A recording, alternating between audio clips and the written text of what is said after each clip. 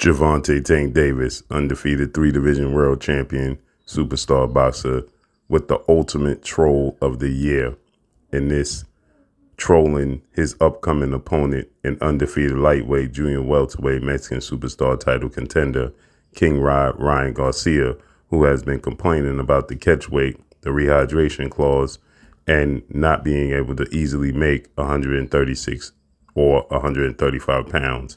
In this case, it's as a catch weight of 136 for the April 22nd, Las Vegas, Nevada, T-Mobile Arena showdown. Gervonta Tank Davis, he held the WBA super title at super featherweight, WBA regular title at lightweight, and junior welterweight simultaneously. He has a record of 28 wins, no loss, no draw, 26 big wins by way of knockout, 28 years of age, 5'5", with a 67-inch arm reach, and he ultimately trolls him with all these snacks, $72 worth for 7-Eleven snacks, saying, "I'm going to make weight. What about you?"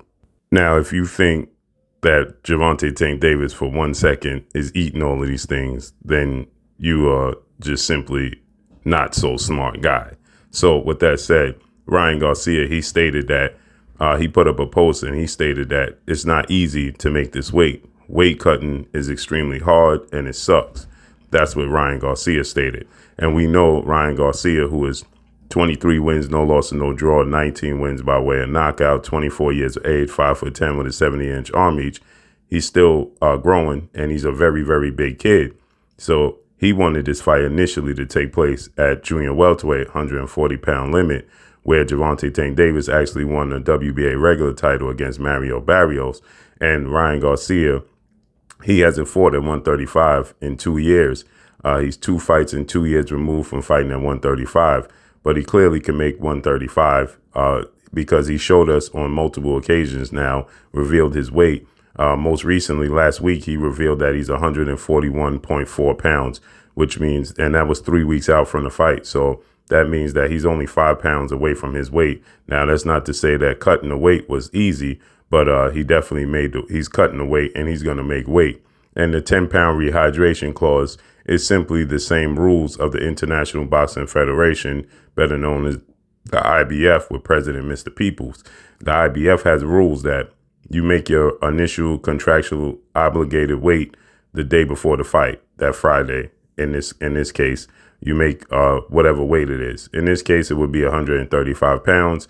On Saturday, 9 o'clock in the morning, they have a second day weigh in the IBF, which you can't gain more than 10 pounds. So you have to re-weigh in. And so you would have to be at 145 the 9 o'clock in the morning, the next morning after. And then after that, you have, 12 or so hours to rehydrate to whatever you so choose before you step in the ring. So that's the rules of the IBF, and that's what Gervonta Tank Davis reportedly has adopted that rule. And he's on record saying that Ryan Garcia is a very big kid. He walks around 170, 180. He's still growing. It would be foolish of me. But he's also on record saying that, if Ryan Garcia would have just accepted the 135-pound weight, then he would not have asked for or put in the stipulations of the rehydration 10-pound clause. So Ryan Garcia has to weigh 136 April 21st, and then April 22nd, the morning of the fight, he has to weigh 146, and then he can rehydrate to what he wants. Now, Ryan Garcia is also on record saying that he makes weight and he usually gets in the ring at 148. So he weighs in at 135. He gains about 13 pounds, okay? And he weighs about 148. So weighing 146 the morning of the fight is only 2 pounds off from where he normally is if he stays true to what his word is, that he gets in the ring at 148 normally, right? Now, his last 2 fights against Emmanuel Tagle and Javier Fortuna, that was at 140. So I don't know if he only gained 8 pounds the night of the fight, okay? I'm sure he rehydrated more than that. So that's why I said that I don't believe Ryan Garcia when he says he's getting the ring at 148, because his last 2 fights in 2 years removed from fighting at 135 was at 140. And I'm almost certain he didn't only gain 8 pounds after weighing in at 140 with no rehydration clause. I'm almost certain that Ryan Garcia at least weighed 155 the night of the fight. If at 135, he weighed 135 and then walked into the ring at 148, that's 13 pounds. So if he weighed in at 140 and had a 5-pound extra advantage, I'm certain that he got in the ring at least 153, according to Ryan Garcia. So everybody's going to make weight. I think this is the ultimate troll on the part of Gervonta Tank Davis. He's not the biggest guy. He's 5'5" with a 67-inch arm reach, not the biggest guy, and he's disciplined in between fights. In the past, he did lose the belt on the scale. He did miss weight twice. The co-main event, the Conor McGregor and Floyd Mayweather, he missed weight on the scale, lost his belt. But, Gervonta Tank Davis has been super disciplined since those times. This is a completely different Gervonta Tank Davis. So he's staying in and around his weight. And since he's not a big guy, he's just not going to rehydrate that big. So making 146 for Gervonta Tank Davis is simply not going to be a problem, right? And he still is going to pack his punch. So he's closer to his natural weight than Ryan Garcia is.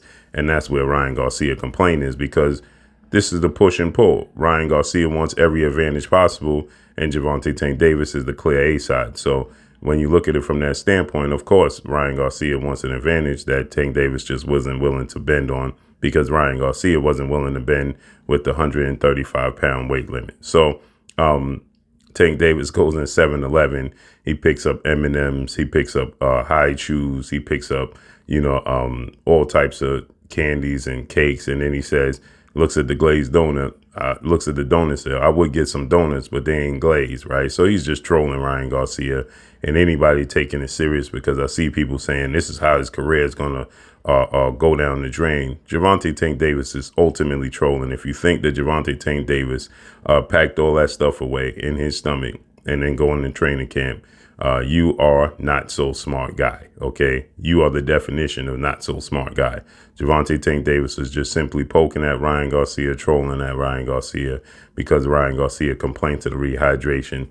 Then Ryan Garcia, he sat on the couch, did an interview, and he stated that, poking at Tank Davis, saying that he can't eat or drink unless it's on Gervonta Tank Davis's schedule. And Tank wasn't pleased with that, saying that, Ryan Garcia said it with a straight face and people will actually believe that. So Tank didn't take too kind of that. He said, you really making me not like you outside the ring. But this is going to be a epic showdown. The unknown with Ryan Garcia is the big thing, the big factor here. That's what's so intriguing, is that we just don't know what we're going to get from Ryan Garcia, because he's never been in this position. He's never fought on this level, right? He does have tons and tons of potential, extremely fast hands. He's big. He has power in both hands. Great hooks, he does have an amateur pedigree, so we just simply don't know what we're going to get from Ryan Garcia. That's what makes this so intriguing, but he's never been a world champion, nor fought for a world title. Tank Davis has been here time and time again. So with that said, Ryan Garcia, he called for this, he wanted this. Now we're going to see if he actually live up to the billing. He claims he sees something in Gervonta Tank Davis that he can exploit. Well, we're going to find out April 22nd. But I think Gervonta Tank Davis, he wins Troll of the Year with this one.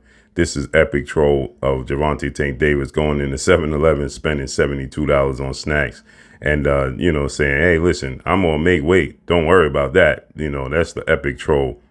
Monumental. It's going to go down in history. Can't wait to see how this fight unfolds. But more importantly, Ryan Garcia, if he's worrying about his weight, he's not worrying about his strategy. And that could ultimately be the issue for Ryan Garcia. Now, he does have legendary Hall of Fame, well-renowned trainer in Joe Goosen in his corner. But according to reports, Ryan Garcia has his own method or way in doing things, and only going to the Goosen gym 3 days a week, sparring days, Monday, Wednesday, and Friday. So we're going to see if that holds to be true. Like Ryan Garcia said, the boxing ring is the ultimate truth teller. We're going to find out what everybody been doing April 22nd. But again, I just favor Gervonta Tank Davis to win by 11th round knockout victory.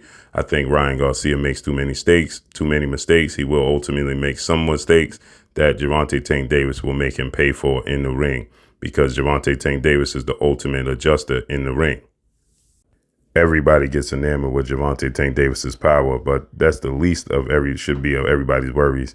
The worry should be his ability to make adjustments, give you different looks, ability to box in multiple levels, inside, outside, mid-range, use angles, use his foot speed. So all of those things will come into play that Ryan Garcia just simply hasn't saw under the lights in this magnitude of a fight. But maybe Ryan Garcia, he rises to the top. So we're going to find out April 22nd. If Ryan Garcia, you know, who's banking on the ability to outbox Tank Davis like Mario Barrios, Hector Garcia, and Leo Santa Cruz, but they all ultimately met their fate with Gervonta and Tank Davis knocking them out. But drop a comment in the comment section. Let me know what y'all think. Follow me on Instagram at Blue Blood Sports TV, all one word. Y'all already know what it is. It's your boy Blue. I'm signing out. Peace. Garcia Baumgartner, you're watching Blue Blood Sports TV. Wow.